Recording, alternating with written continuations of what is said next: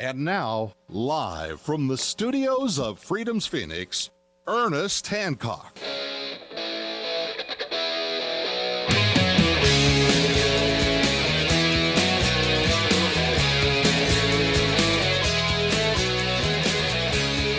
Welcome back to the Clear Independence of me, Ernest Hancock, here in Phoenix, Arizona, where it's in the 60s this morning.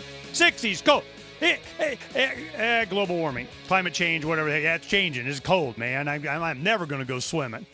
Oh, we'll talk about that. We're going to do a weather thing one of these days. It keeps getting like this. I'm like, dang, man, somebody's lying to me. We are talking about something that is becoming more and more important worldwide. It's becoming enormously obvious that prohibition of anything does not work. I mean, you pick it. I don't care how vile it is. You go making it illegal to possess something. That may be evidence of a crime, but even if you're, got videotape of ooh, ouch, quit it, it's just evidence of a crime. Possession of something, always making it illegal, always creates a black market, and you create profit and incentive to do some of the most vile and unhealthy things. Now, the drug war. Who does that benefit? It benefits the drug dealers. They wouldn't have this enormous profit if you got an agricultural product. You could have, you look at a train load full of corn, wheat, cotton, coca leaves, marijuana plants. The reason they are so expensive, the reason there's such enormous profit, the reason there is an incentive for people to sell drugs to children is because of, let me think for a second. Money. Who benefits on the other side? Oh, the government and law enforcement. Oh, surveillance. Knowing where all your money is. We don't want cash. It goes on and on and on. And it's obvious to a lot of people, especially logic, reason, internet, peer-to-peer communicating, analyzing youth that have no longer been able to be totally dominated by the mandatory youth indoctrination camps, also AKA public school system. This mandatory youth indoctrinating, leader standing up at the front. All of a sudden they can say whatever, teachers, and you got this kid with an iPhone sitting in the back of the room in 5 seconds goes, let me see. Liar. Okay. So what happens now? Now you have Leigh Maddox is an experienced law enforcement officer that decides to, find another path. There's something wrong. We got to get inside the system. She becomes an attorney. She becomes even a visiting professor at the University of Maryland School of Law. And she's out talking about what she knows intimately well, has had people die, probably making the case for, the drug war, we got to get the whatever. The solution would be more enforcement, more surveillance, more something. But there was a shift, and I'm wondering where this shift came from, Leigh. There is always a change when you have to get over that hurdle, and then you have to convince your family, your husband, your parents, your children. I mean, it's an enormous hurdle, and it takes a lot of courage to make that shift. When that started and when that happened, I'm wondering what was the seed that had that happen. Well, the seed was when Ed was killed. Clearly, I was very traumatized by that whole experience, and then it came over time. I didn't come to this position that I have now overnight. It came to me over time, and I remember the first time that I had a conversation with my father. My father just passed away in April of this year, and we used to have lots of great talks, and we had very different political leanings. And when I shared with him that I was going to get involved with law enforcement against prohibition and that I was going to start advocating for the reform of our drug laws, I was amazed. He's a Vietnam vet, very conservative guy. I was amazed that this was the one issue that we were able to agree on. Yeah, because in being Vietnam, he knew exactly what happened. Yeah. And who benefited and why. Right.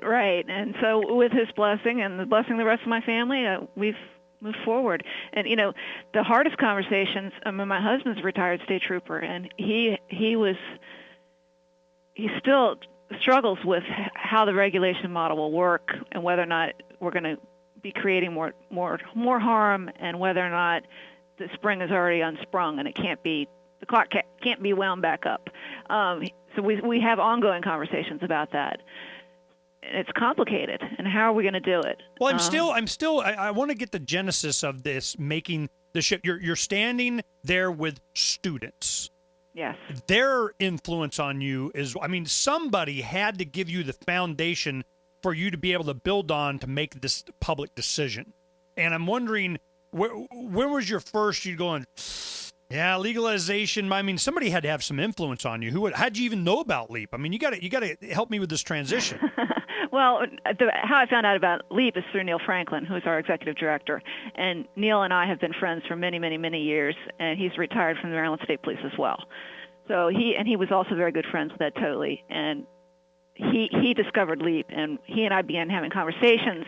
I encouraged him to come and lecture to my students, and over time, it's been 3 years now that I've been doing this, I've gotten to where I am. And the students are funny because they're products of DARE. I mean, they've been brainwashed. Not that DARE doesn't have some good things to it. I mean, there's components of it that are good. But so they come in and they hear me bringing in speakers that are advocating for, complete legalization. And it takes them a good 6 months or so, not all of them, but some of them, to really wrap their head around it and get into the work. And just this spring, we actually took a group of students down to Annapolis to start, advocating for on a decriminalization bill, which is a start. Does that answer your question? Yeah, I'm. Thank you for sharing. I mean, I'm looking for, I guess that, I just, a lot of times it is less of a slow transition than it is, I guess, like a trauma of a dying friend. And a lot of times people know. They instinctively know. They know that, I mean, as you're in the middle of the drug war in Maryland doing all this, you're going, look, this is not really working. I mean, all it is just making them more profit. And then when you have a trauma that you are personally affected, it's not the person that you arrested. It's not the 17-year-old's life that you destroyed. It's not the 24-year-old home that you got invaded and kicked in and SWAT team him and blast away his dog and his child.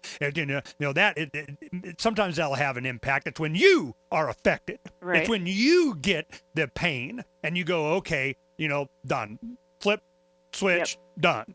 So So it's kind of, you were immersed in it. It tells me a lot, the conservative aspect of your family and your upbringing, that your husband is a retired trooper himself, that you have, it's an enormous amount of pressure to not be such a rebel on this issue, but you adapted, you overcame. Now, as you finally made the commitment, you joined, I would imagine probably the big public profession was actually joining or becoming someone that's associated with LEAP. Tell me about that day. You had to sign something, click something, do something. What was it?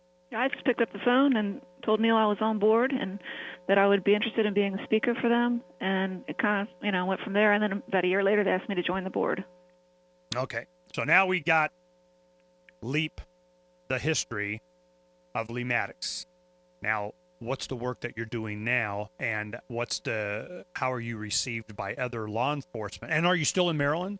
I'm still in Maryland, yeah. So these people that you were fellow law enforcement alongside them, how do they treat you? What do they think about your views?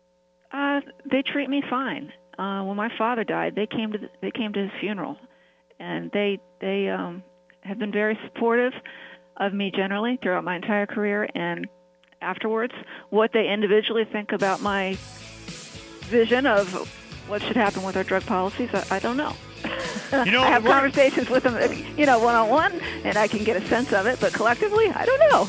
Well, that's what we're going to find out. When we come back, I need to understand now that you could have, and this is just multiplied, it's powerful. Are they driving people with these views out? Are they tolerant of them? Who's left on the force? Is it getting worse or getting better? We'll find out from Leigh Maddox from LEAP in just a little bit.